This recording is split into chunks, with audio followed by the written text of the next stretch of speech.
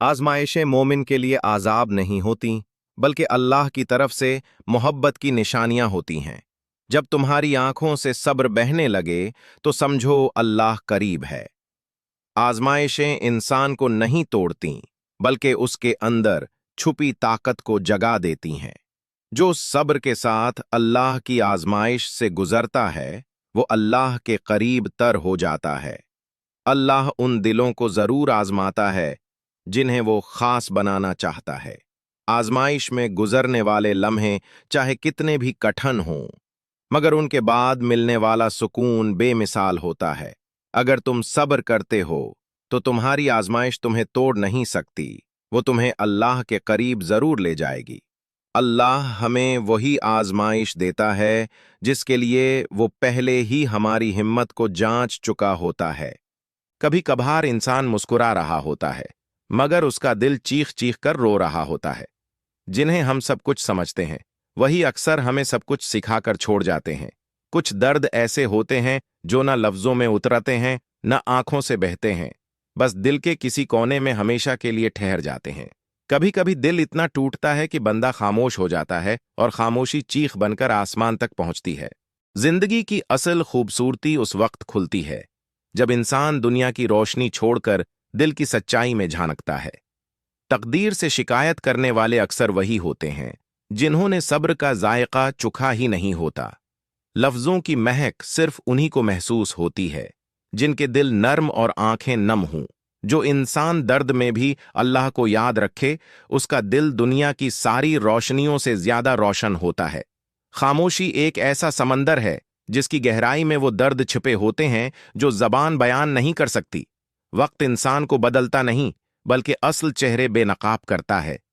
सजदे इंसान को मिट्टी से उठाकर आसमानों की बुलंदी तक पहुंचा देते हैं, अगर दिल झुकना सीख ले। कुछ लोग दुआ बनकर जिंदगी में आते हैं और कुछ लोग आजमाइश बनकर सब्र आजमा बन जाते हैं। जब तुम अपने तमाम दरवाजे बंद होते देखो तो याद रखो, अल्लाह का दरवाजा हमेशा खुला होता है। तवक्कुल ये है कि तुम कश्ती के बगैर भी दरिया में उतर जाओ और यकीन हो कि रब हमेशा तुम्हारा साथ है। जो अल्लाह पर यकीन रखता है वो नामुमकिन में भी रास्ता देख लेता है। यकीन वो दौलत है जो दुआ को कबूल और तवक्कुल को ताकत बना देती है। जब रब तुम्हारी आजमाइश होती है तो तुम्हें अपने रब की तरफ से हिदायत हासिल करनी है। मैं खामोश हो जाए तो समझ जाओ कि वो तुम्हें मजबूत बना रहा है। जिसे अल्लाह पर यकीन हो वो कभी मायूस नहीं होता, और जिसे अल्लाह का सहारा हो वो कभी गर नहीं सकता। तवक्कुल का मतलब है कि कश्ती तूफान में हो और दिल सुकून में हो। कभी कभी अल्लाह तुम्हें इस मकाम पर लाता है जहां तुम्हारे पास सिर्फ वही होता है, ताकि तुम जान लो कि वही काफी है। दुनिया पीठ फेरने वाली है और आखिरत सामने आ रही है। हर एक के लिए कुछ पैरोकार हैं।